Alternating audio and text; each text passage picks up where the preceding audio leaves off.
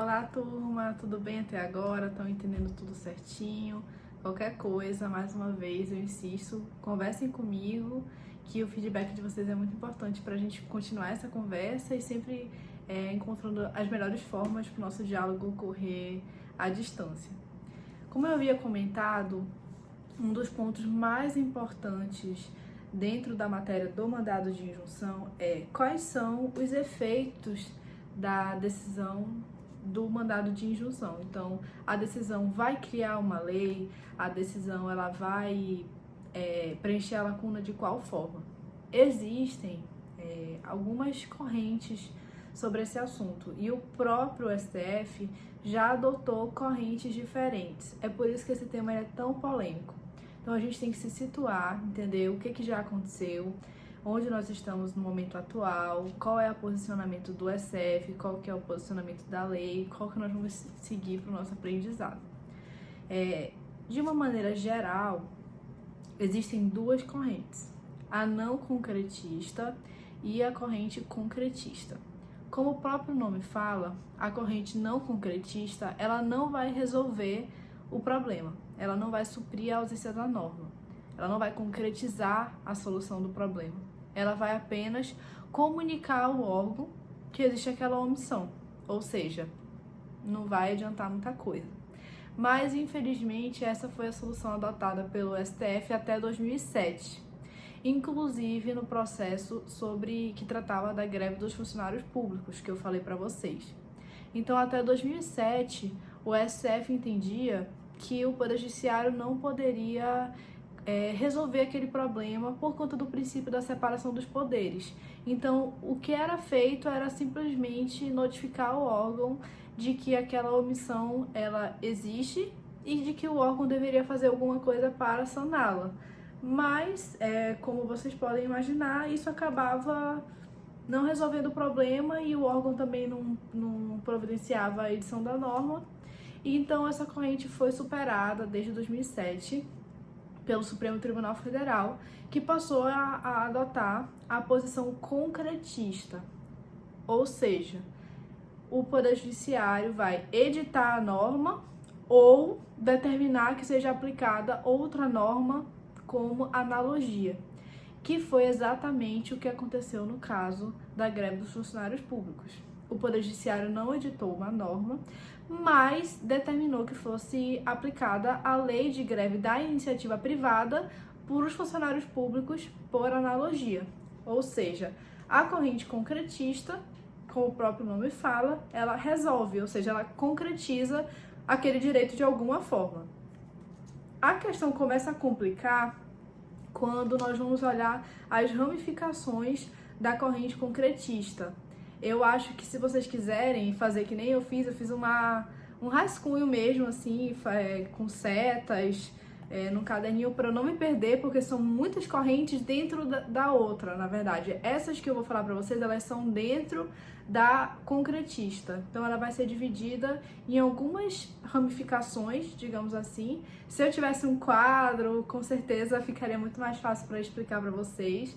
Então, eu espero que quando as nossas aulas voltarem, né, eu espero que em breve eu vou reexplicar esse assunto pessoalmente, fazendo as setas, que eu acho que vai ficar muito mais fácil para vocês entenderem, mas o que temos hoje é a nossa aula através do celular, né? Como foi uma situação muito também inesperada, eu não tenho estúdio em casa, também não tenho nem como providenciar porque tá tudo fechado, então vamos usar a tecnologia que nós temos a nosso favor. Então, dentro da corrente concretista, que foi o que eu falei para vocês, o Poder Judiciário vai resolver. Mas a pergunta é, ele vai resolver como e ele vai resolver para quem? Eu vou começar falando do mais fácil. Para quem vai ser os efeitos dessa decisão? Vai ser para todo mundo que está ali afetado pela ausência da norma regulamentadora, que ainda nem percebeu, que vai ter prejuízo para exercer o direito que não foi regulamentado, ou vai ser só para quem é parte naquele processo? Existem essas duas correntes. Eu vou já explicar para vocês qual que é a utilizada, mas primeiro eu vou falar sobre todas, tá? A geral, que é para todos, e a individual, que é só para as partes do processo. Tem essas duas correntes. Além disso, eu também vou ter duas correntes dentro da concretista que tratam sobre como vai ser feito essa concretização, como que vai ser resolvido o problema. Então, vai ser diretamente ou vai ser de uma forma intermediária? São as duas divisões. Tudo isso também está no material de vocês, caso vocês queiram ler depois com calma.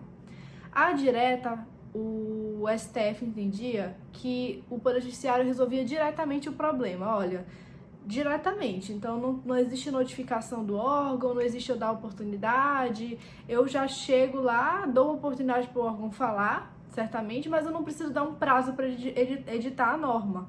Eu já vou lá e vejo se eu vou editar numa norma ou se vou usar outra como analogia. Essa é a concretista direta.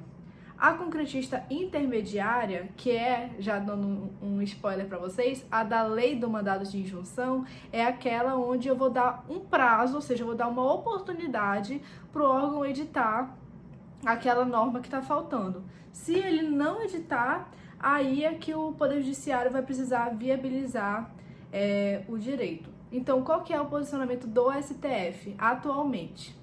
Antigamente, como eu falei para vocês, era não concretista. Então, até 2007, o STF entendia que o Poder Judiciário não podia fazer muita coisa, só comunicar o órgão, mas já foi superado. Atualmente, o posicionamento do STF é pela corrente concretista, ou seja, o Poder Judiciário vai resolver de forma direta, imediatamente, sem precisar dar prazo para o órgão ter a oportunidade de fazer a norma, e de forma geral, para todos. Para confundir um pouco mais, como se esse assunto já não fosse complexo, foi lá a lei do mandado de injunção e se mostrou que estava ali sendo adepta de outra corrente, da corrente concretista, também do Poder Judiciário resolver o problema, individual, ou seja, só para as partes do processo, e intermediária. Por que intermediária? Porque para a lei do mandado de injunção, a decisão do mandado de injunção ela tem que dar oportunidade para o órgão dele editar a norma, e eu concordo completamente, mas ele vai ter eficácia só entre as partes. Então não vai ser eficácia erga omnes para todo mundo, né? Vai ser só para quem é parte naquele processo. Então, a primeira providência dentro da decisão, segundo a lei do mandado de injunção, pela corrente concretista, intermediária, individual, a primeira providência vai ser quando o juiz reconhecer que tem uma mora legislativa, ele vai deferir a injunção, deferir o pedido da ordem, para que a parte ré, o impetrado, edite a norma regulamentadora dentro de um prazo razoável. Então, ele vai dar um prazo para que o órgão edite uma norma. Caso ele não edite a norma, aí o juiz vai poder estabelecer as condições em que vai se dar o exercício do direito, das liberdades, né, ou das prerrogativas que estiverem sendo objeto do mandado de injunção, ou ele vai estabelecer as condições para que a parte ajuize outra ação visando exercer o direito, que eu acho que fica mais confuso ainda. Então, o que acontece normalmente é já resolver numa decisão só, estabelecendo as condições em que a pessoa vai poder exercer o direito. Ele pode tanto editar uma norma ali provisória para a parte, enquanto não vem a norma oficial, ou ele vai simplesmente dizer que vai se aplicar outra norma como analogia para resolver ali o problema naquele momento. Mas essa situação ela pode ser dispensada se em algum outro mandado de injunção pretérito o órgão já foi notificado por editar a norma e mesmo assim ele não editou. Então essa primeira parte, essa primeira providência de dar a oportunidade para o órgão de editar a norma, se já foi oportunizado em algum outro momento anterior, em outro mandado de injunção, eu posso simplesmente pular essa parte e já determinar de pronto como que vai ser exercido aquele direito que não tem a norma que foi regulamentada ainda. Além disso, como eu falei para vocês, a regra da lei do mandado de injunção, segundo o artigo 9º dessa lei, é que vai ter eficácia apenas para as partes do processo, ou seja, a sua eficácia vai ser inter partes. Passada essa discussão sobre os efeitos da decisão do mandado de injunção, nós já entendemos que vai ser a corrente concretista intermediária, individual, aquela utilizada pela lei do mandado de injunção, ou seja, concretista, porque o Poder Judiciário vai resolver o problema, vai concretizar o exercício daquele direito. Intermediária, porque ele não vai fazer isso de cara, de pronto, ele vai primeiro dar a oportunidade para o órgão editar a lei. E individual, porque a decisão, ela, como regra geral, vai se limitar às partes daquele processo. A parte, se for um mandado de injunção individual, ou ao grupo, categoria, classe, se for o caso do mandado de injunção coletivo, que nós já vimos que é possível. Agora, para finalizar a nossa aula, nossa conversa sobre o mandado de injunção, eu queria trazer um debate para a gente refletir nas nossas casas, já que a gente não pode debater.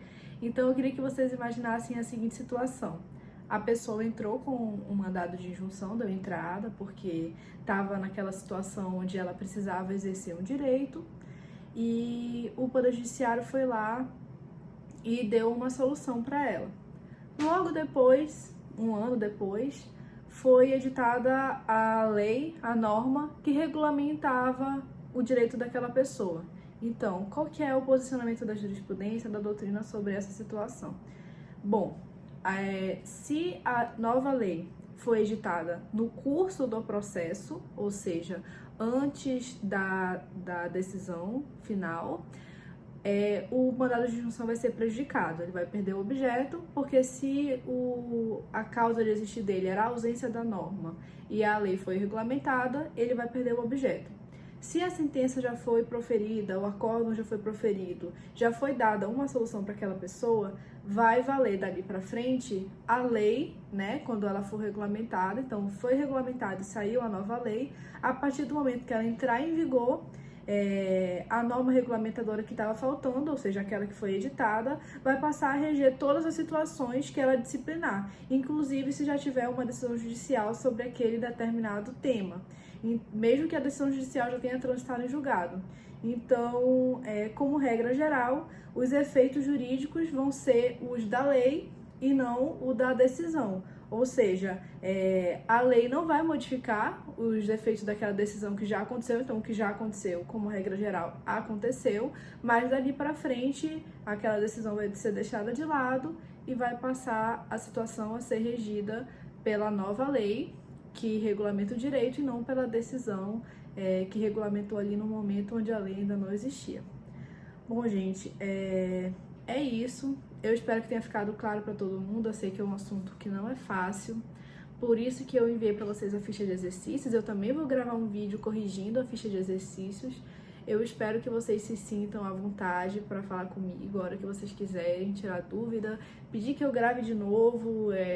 Por mim, tudo bem. Se vocês tiverem com dúvida ainda, eu posso gravar um outro vídeo explicando algum conteúdo, ou então, se vocês quiserem também criar um grupo de WhatsApp, eu posso gravar áudio explicando, e aí já todo mundo vai receber. Enfim, conversem entre si, vejam como vocês acham que é a melhor forma para que todo mundo entenda o conteúdo, que meu objetivo sempre é que vocês aprendam, que eu possa ser um instrumento que leva conhecimento para vocês. Então, leiam o material que eu mandei para vocês. Eu preparo essas apostilas sempre com muita dedicação para que ela contemple o conteúdo da melhor forma possível. Revisem, façam o exercício antes de assistir o vídeo da correção, para que quando vocês tiverem a oportunidade de assistir o vídeo, vocês já tenham lido as questões, já sabem do que eu tô falando. E é isso, gente. Dei o meu melhor para que fique claro. Eu sei que não é um estúdio aqui, então a gente não tem lousa, né? Não tem o data show, que acaba sendo, pelo menos assim, eu acho que é um mecanismo que ilustra muito o conteúdo para vocês. Então, me coloco à disposição para dúvidas, comentários, tanto no WhatsApp, no e-mail, e contem comigo sempre.